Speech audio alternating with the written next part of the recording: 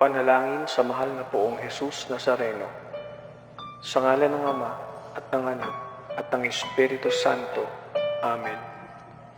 Katamis-tamis ang Jesus Nazareno, Diyos at manunubos ko, na naglalakbay sa Kalbaryong, pasan-pasan mo ang krus na pagpapakuan sa iyo. Patawarin mo ako, o butihing Jesus.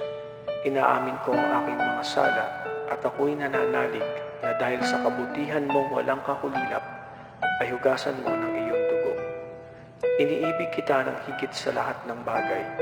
Ipinangangako na ako'y magiging matapat hanggang sa oras ng aking kamatayan.